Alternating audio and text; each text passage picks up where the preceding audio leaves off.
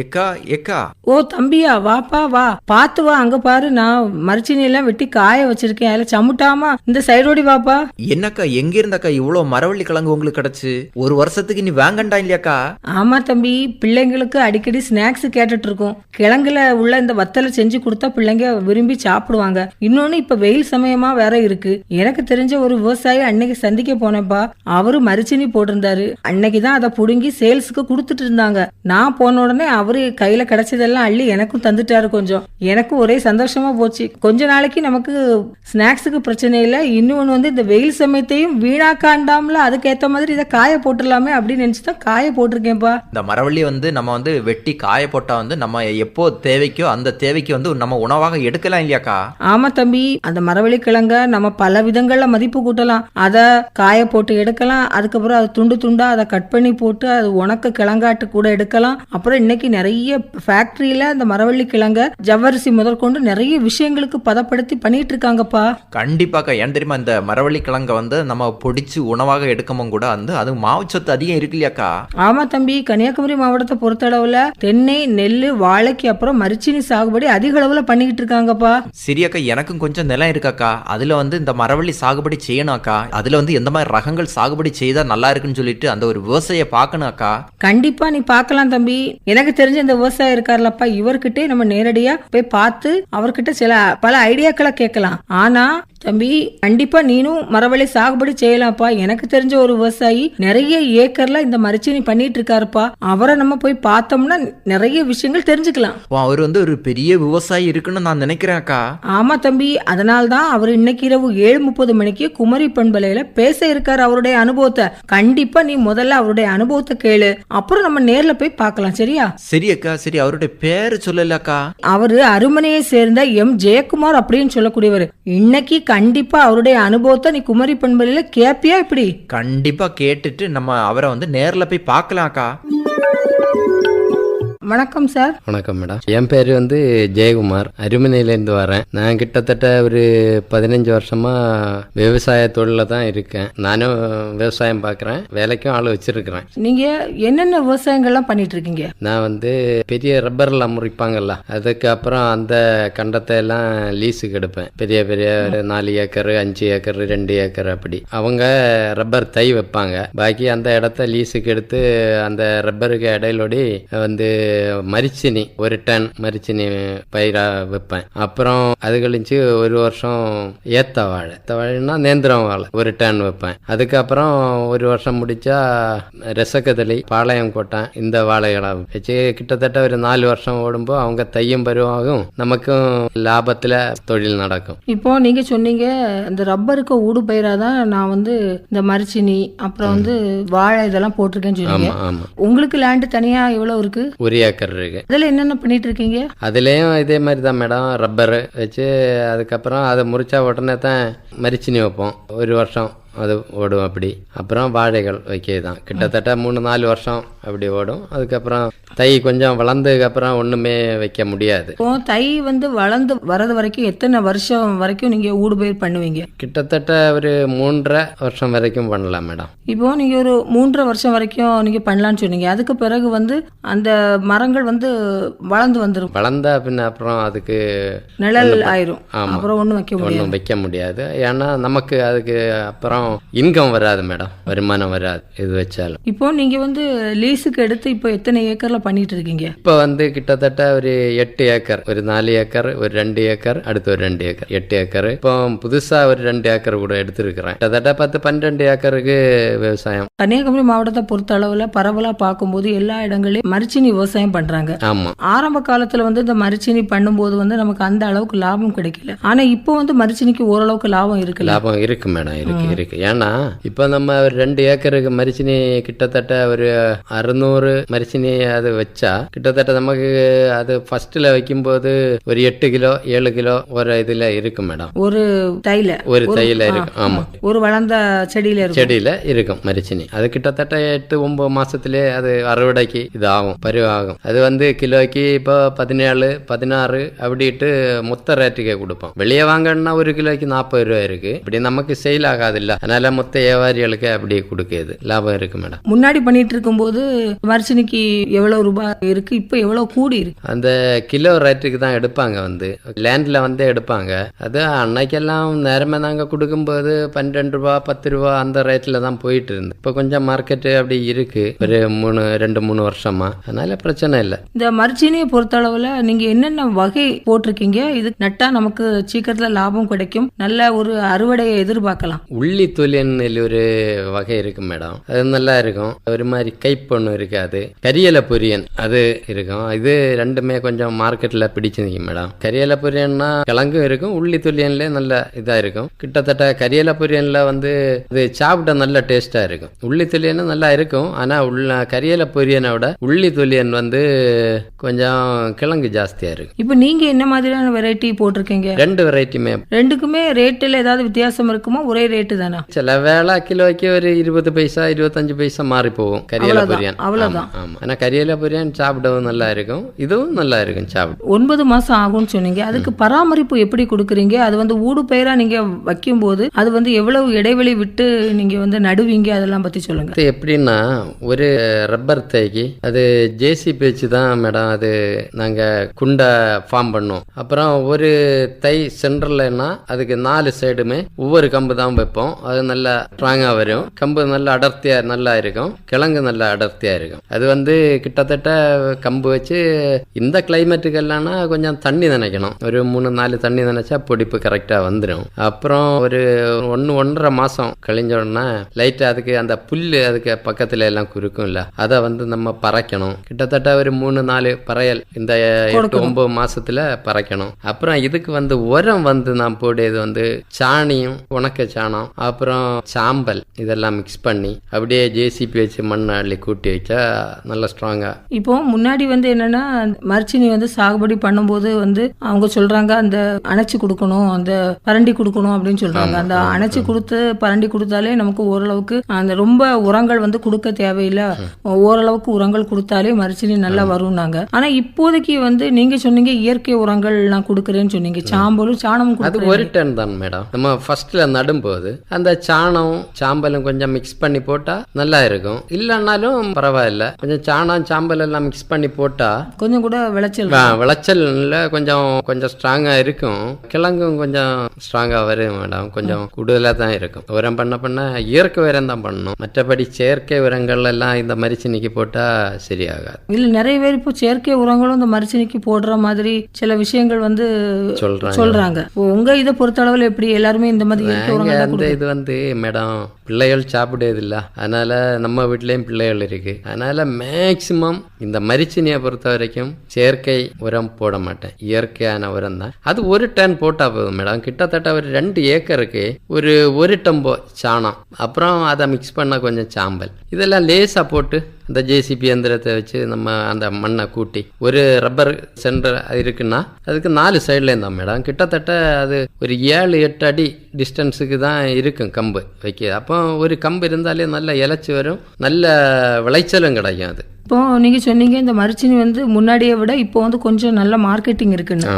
உங்க இடத்துல வந்து வாங்கிடுவாங்களா, இல்லைன்னா நீங்க தனியா விற்பனைக்கு அனுப்புறீங்களா? அது விளையும் போது மொத்த வியாபாரிகள் எங்கள்கிட்ட இருக்கு, அவங்களே வந்து போட்டி போட்டு வருவாங்க. மரிச்சினி கிடக்கா, இது இல்லைன்னா எனக்கு தெரியாத வியாபாரியும் வந்திருக்காங்க, வந்து இது யாரு கண்டம், இது யார் போட்டிருக்கான்னு சொல்லி வீடு தேடி வந்து நல்ல விலை தந்து தான் எடுக்கிறாங்க. கண்டத்திலே வந்து எடுக்கும்போது அவங்க அங்கேயே திராஸ் எல்லாம் கொண்டு வந்து கரெக்ட் வெயிட் போட்டு தான் எடுக்கிறாங்க. இப்போ நீங்க சொன்னீங்க நான் வந்து ஆட்களை வச்சும் நான் வேலை பார்த்து தான் இத்தனை ஏக்கர் பண்ணிட்டு இருக்கேன்னு சொன்னீங்க. இப்போ ஆட்கள் வச்சு பண்ணும்போது உங்களுக்கு வந்து வேலை கூலி இதெல்லாம் கொடுத்து போக உங்களுக்கு வந்து இதுல வந்து ஓரளவுக்கு லாபம் கிடைக்குதா? கிடைக்காம இருந்தா முடியாது இல்ல மேடம், ஆட்கள் வச்சு வேலை பண்ண முடியாது. கிடைச்சாதான் நமக்கு மீண்டும் மீண்டும் நமக்கு இந்த விவசாயம் பண்ண தோணும் இல்ல. அதனால மரிச்சினியை பொறுத்த வரைக்கும் பிரச்சனை இல்லை, பண்ணலாம். ஆனா மேக்சிமம் 1 டன் இல்லைன்னா 2 டன் தான் அந்த ரப்பருக்கு அந்த இதுல இதில் ஸ்ட்ராங்காக மரிச்சினி இருக்கும். அதுக்கப்புறம் நம்ம மரிச்சினி வச்சாலும் கூடுதலாக அது பலன் கிடைக்காது. இப்போ மரிச்சினி சாகுபடி பண்றதுக்குன்னு ஏதாவது நுட்பங்கள் ஏதாவது இருக்கா? நல்ல வெரைட்டி கம்பு வெரைட்டி வாங்கி வச்சாலே இல்ல இது வரைக்கும் நீங்க போட்டதுல இருந்து அதுக்குன்னு சீசன்கள் ஏதாவது இருக்கா? அது இல்லாம இந்த டைம்ல வச்சாதான் நமக்கு வந்து அதிக விளைச்சல் கிடைக்கும் அப்படின்னு மரிச்சினிக்கு ஏதாவது இருக்கா? சீசன் அந்த மழை டைம் இருந்தா கொஞ்சம் நல்லா இருக்கும். ஏன்னா கம்பு அந்த வைக்க தை பொடிச்சு வரணும். பொடிச்சு வந்தா பின்ன பிரச்சனை இல்லை மேடம். எல்லா டைம்லயுமே நீங்க வைக்கிறீங்க? வைக்கலாம். ஆனா வெயில் டைம்ல தான் வைக்க கொஞ்சம் இது தண்ணி கிடைக்க இடத்துல நமக்கு வைக்கலாம். ஆனா அதுக்கு அதிக அளவுக்கு தண்ணி கொடுக்க வேண்டாம். தண்ணின்னா நமக்கு அது பொடிச்சு வரணும் இல்ல மேடம் தையில இருந்து, அதுக்கப்புறம் வேண்டாம். ஆனா அந்த கரெக்டா அந்த புல்ல எல்லாம் நம்ம பறைச்சு ஒரு 8 மாசத்துல ஒரு 4-5 ட்ரிப்பாவது நம்ம பறைச்சு ஒதுக்குன்னு நல்லா லைட்டா மண்ணை இளக்கி பறைச்சு கொடுத்தா பிரச்சனை இல்லை. இப்போ மரிச்சினியை பொறுத்த அளவுல நீங்க வந்து அதை வந்து மதிப்பு கூட்டி நிறைய பேர் வித்துட்டு இருக்காங்க. அந்த இதுல நீங்க வந்து மதிப்பு ஏதாவது கூட்டி விக்கிறீங்களா, இல்லைன்னா மொத்தமா மரிச்சினியை மட்டுமே அப்படியே கொடுத்துறீங்களா? அல்ல, மரிச்சினி வந்து அந்த கம்பு அவங்க ஒன்றும் எடுக்க மாட்டாங்க, கொலையை எடுத்துட்டு போயிடுவாங்க. நமக்கு தேவையுள்ள கொலையை நமக்கு எடுக்கலாம். அப்புறம் மொத்தமாக தான் கொடுக்கியது. சில்லறையில் வீட்டில் ஏதாவது வந்தா கிலோக்கு 40 ரூபா 35 ரூபா அந்த ரேட்டில் இருக்கு. அதுவும் நீங்க அப்படியே கொடுத்துறீங்க? அப்படியே வீட்டில் ஆமா கொடுப்போம். அது ஒரு நாளைக்கு ஒரு 50 கிலோ போகும். நமக்கு 10 டன் 20 டன் கிடைச்சா நமக்கு அது வீட்டில் இட்டு வியாபாரம் பண்ண முடியாது இல்லை மேடம். மொத்தமா கொடுத்தாலே நமக்கு லாபம் தான். அதனால வச்சுட்டு இருக்கிறத விட மொத்தமா கொடுக்கறது. ஆமா, மொத்தமா கொடுத்தா நமக்கு கிட்டத்தட்ட ஒரு வாரத்துல 7 நாள்ல அவங்க எல்லாமே எடுத்துட்டு போயிடுவாங்க. நம்ம இப்போ ஒரு 10-20 மூடு நம்ம பிடுங்கினாலும் நமக்கு போவதுக்கே 2 நாள் ஆகும். அப்படின்னா மொத்த மரிச்சினி தீக்கும் போது நமக்கு தீக்க முடியாது. அதனால மொத்த வியாபாரிக்கு கொடுத்து விடு. மற்றபடி அதை வந்து நிறைய விதத்துக்கு அதாவது காய போட்டு அதை வந்து வத்தல் ஆக்குறாங்க, சிப்ஸ் போடுறாங்க. சிப்ஸ் பார்ட்டிக்கு தேவை உள்ள பார்ட்டி வருவாங்க மேடம். அவங்களுக்கு இதுல இருந்து ஒரு 10 ரூபா ரேட்டு கூட்டி தான் கொடுப்பேன் சிப்ஸ் பார்ட்டிக்கு. ஏன்னா அவங்க 50 கிலோ 100 கிலோ தான் எடுப்பாங்க. அதுலயும் இந்த வியாபாரி கொடுக்க பார்ட்டிக்கு ஒன்றும் நமக்கு கொடுக்க முடியாது. ஏன்னா அது நாளைக்கு நமக்கு பிரச்சனை. வியாபாரி இப்போ உங்களுக்கு தான் தர்றாங்கன்னு வச்சிருக்கீங்க, உங்களுக்கு ஆவரேஜா ஒரு ரேட்டு போட்டு தருவாங்க. நான் உங்களுக்கு அதுல இருந்து 10 ரூபா மைனஸ் பண்ணி தந்தா எனக்கு லாபம். ஆனா வியாபாரிக்கு அது பிசினஸ் வியாபாரம் அடி வாங்கும். அதனால அப்படி கூடுதலா கொடுக்கல. ஆனா இந்த வாங்க வியாபாரிகிட்ட இவங்க வாங்காம இருந்தா கொடுக்கலாம், அதெல்லாம் பிரச்சனை இல்லை. நான் என்ன கேட்கறேன்னா வெளியில உள்ளவங்க சிப்ஸ் போடுறது அதை கேட்கல. இப்போ நீங்க வந்து இந்த மரிச்சினி எல்லாம் பண்ணிட்டு இருக்கிறதுனால நீங்களாவே மதிப்பு கூட்டி வித்தா உங்களுக்கு வந்து இதுல இருந்தும் நிறைய லாபம் கிடைக்கிறதுக்கு வாய்ப்பு இருக்குல்ல. அதனால நீங்க அந்த மாதிரி முயற்சி ஏதாவது இன்னும் எடுக்கலாம் அப்படின்னு இருக்கிறீங்களான்னு கேக்குறேன். இல்ல மேடம், அந்த இதுல இல்ல. நமக்கு இந்த தொழில் தான் பார்த்து இருக்கணும். இந்த மரிச்சினி அதுக்கப்புறம் வாழை இதெல்லாம் தான். இப்போ நீங்க அடுத்த இருந்து லீஸுக்கு எடுத்து நீங்க இதை பண்ணிட்டு இருக்கும்போது அந்த தையை வளர்த்து கொடுத்தா போருமா? அந்த மரிச்சினியில் உள்ள லாபம் வந்து உங்களுக்கு தானா? தையையும் வளர்த்தி கொடுக்கணும், அவங்களுக்கும் உச்சமான ஏதாவது ஒரு வாடகை மாதிரி ஏதாவது நம்ம கொடுக்கணும். அப்புறம் அந்த தையெல்லாம் நம்ம தை மாதிரி தான் பார்க்கணும். நம்ம கண்டத்துல நம்ம வச்சிருக்கோம்ல, அவங்களுக்கு அது அப்படி நம்ம கொஞ்சம் பராமரிச்சு தான் கொடுக்கணும். ஏன்னா இந்த மரிச்சினிக்கு நம்ம பறக்கும் போது இந்த ரப்பர் மூடையும் நம்ம பறச்சு விட்டுருவோம். வேலை பார்க்கும்போது அதையும் வேலை பார்த்து அப்படி விட்டுருவோம். அதனால அவங்களுக்கு கூடுதல் இது வராது. 15 வருஷமா நான் வந்து இந்த தொழில இருக்கேன். நீங்க இந்த தொழில் மட்டும்தான் பண்றீங்களா? இதை தவிர வேற தொழிலும் பண்ணிட்டு இருக்கீங்களா? வேற தொழில் உண்டு மேடம், இதுவும் உண்டு, வேறையும் தொழில் உண்டு. நான் வேற தொழில் பண்ணிட்டு இருக்கிறது வந்து நான் டிரைவரா இருக்கேன்.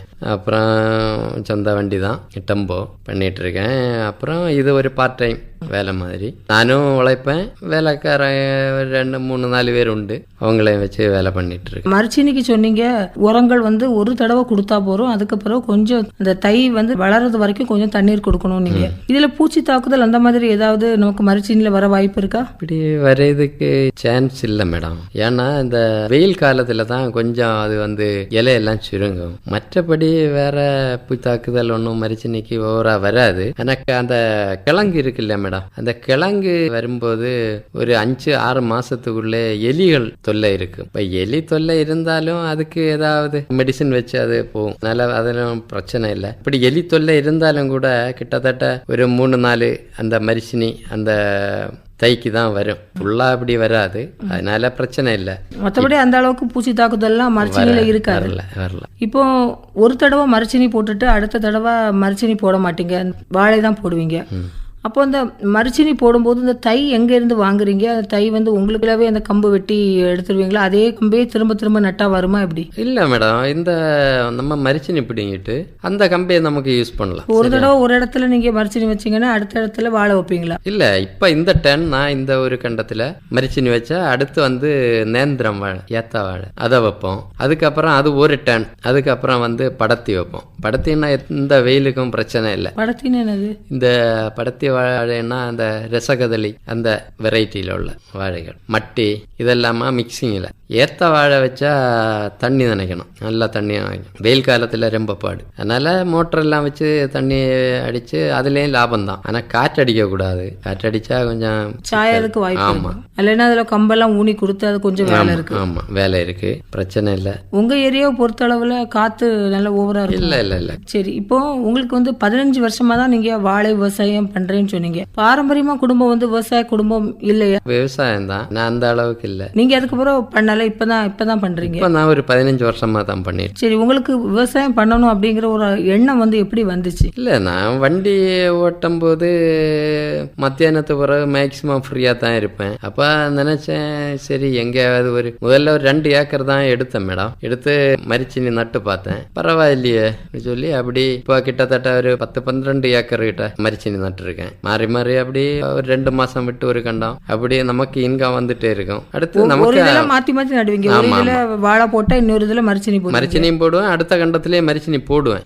இது இப்ப பிடுங்கும் போது அந்த இது பிடுங்க முடியாது, மாறி மாறி தான் வரும். 2 மாசம் விட்டு 2 மாசம் அப்படிதான் வரும். அதனால ரொட்டேஷன்ல உங்களுக்கு வந்துட்டு ரொட்டேஷன் வரும். ரூபாய்கள் அவங்களுக்கு சேலரி எல்லாம் கொடுக்க ரொட்டீனா ரூபாய் வந்துட்டு இருக்கும். மந்த்லி சேலரி மாதிரி அந்த ஆட்கள் இல்ல மேடம், இது வேலை இருந்தா வருவாங்க. வேலை இருக்கும் மேடம், எப்பவுமே மேக்சிமம் எப்படியாவது ஒரு தினசரி ஒரு 7-8 பேருக்கு வேலை இருக்கும்.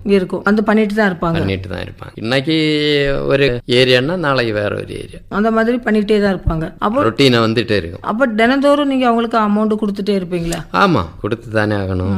இப்போ உள்ள காலத்துல வந்து இந்த ஆட்கள் வந்து பற்றாக்குறை இருக்கு, நிறைய பேர் வந்து ஆள் கிடைக்கல. அது இல்லாம ஆட்களுக்கு கூலியும் அதிகமா இருக்கு. உங்க ஏரியாவை பொறுத்தளவுல கூலி எல்லாம் எப்படி இருக்கு? கூலி எல்லாம் கொஞ்சம் ஜாஸ்தி தான் மேடம். ஏன்னா அவங்கள சொல்லியும் குற்றம் கிடையாது, விலைவாசிகள். இப்ப நம்மளும் அது நம்ம வர ரூபாயில நம்ம செலவு பண்ணும்போது நமக்கு தெரியுது இல்ல மேடம், அதனால அவங்களுக்கும் அப்படி கூட்டி கொடுப்போம். இப்போ ஒரு நாளைக்கு கூலி வந்து ஒரு ஆளுக்கு எவ்வளவு வச்சு நீங்க இப்ப கொடுக்குறீங்க?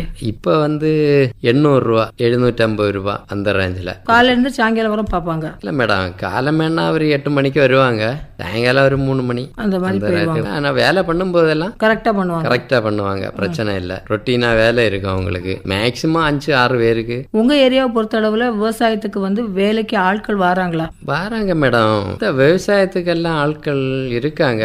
அப்புறம் நம்ம வந்து அந்த சேலரி எல்லாம் கொடுப்போம்ல, அதுல எல்லாம் நம்ம ஏதாவது குறைத்து கொடுத்தால்தான் ஆட்கள் வராது. சில வேளை இன்னைக்கு ஒரு அவங்க சம்பளத்துக்கு தான் வேலை பார்த்திருப்பாங்க, அவங்களுக்கு தேவை 2000 ரூபாய் இருக்கும், கேட்பாங்க. சரி, அப்ப நம்ம கொடுக்கணும். கொடுத்துட்டு அது ஒரு வாரம் ஆகும்போது அவங்களுக்கு தினசரி ஒரு 100 ரூபாய் வச்சு நம்ம பிடிச்சாலும் பிரச்சனை இல்லை. இந்த மாதிரி கொஞ்சம் பார்த்தா வருவாங்க ஆட்கள் வேலை இருக்கான்னு கேட்டே வருவாங்க. இப்போ நீங்க சொன்னீங்க ஒரு நிலம் வந்து நமக்கு வந்து சொந்தமா இருக்கணும்னு கூட அவசியம் இல்லை, லீஸுக்கு எடுத்து கூட நம்ம வந்து விவசாயம் பண்ணலாம் அப்படின்னு சொன்னீங்க. விவசாயத்துறைக்கு வந்து 15 வருஷம் தான் ஆச்சு. இது வரைக்கும் நீங்க மற்ற வேலைகளையும் பார்த்துட்டு இப்போ விவசாயத்துக்கும் வந்திருக்கீங்க. இப்போ இதுல வந்து ஓரளவுக்கு லாபம் கிடைக்கிறதுனால தான் இதை வந்து அடுத்த கட்டத்துக்கு எடுத்துட்டு போறீங்க. கூடவே நிறைய ஊடு பயிர்கள் அதே மாதிரி தனியாட்டும் நல்ல விவசாயம் வந்து நீங்க பண்ணிட்டு இருக்கீங்க. உண்மையிலே உங்களுடைய அனுபவம் வந்து இன்னைக்கு குமரி பண்புல நிறைய பேர் கேட்டுட்டு இருப்பாங்க. நிறைய பேருக்கு மைண்ட்ல என்ன இருக்கும்னா நிலம் இருக்கணும், இருந்தாதான் நம்மளால விவசாயம் பண்ண முடியும் அப்படின்னு நம்பிட்டு இருக்காங்க. நிலம் இல்லாட்டாலும் அடுத்த நமக்கு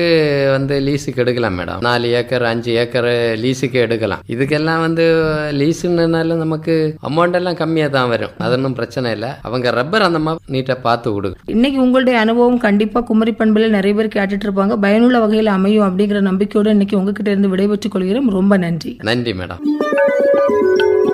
இதுவரை மரச்சீனி சாகுபடி நுட்பங்கள் நேர்முகம் கேட்டீர்கள். பங்கேற்றவர் அருமனை எம். ஜெயக்குமார் அவர்கள். உடன் உரையாடியவர் ரதி அருண்குமார்.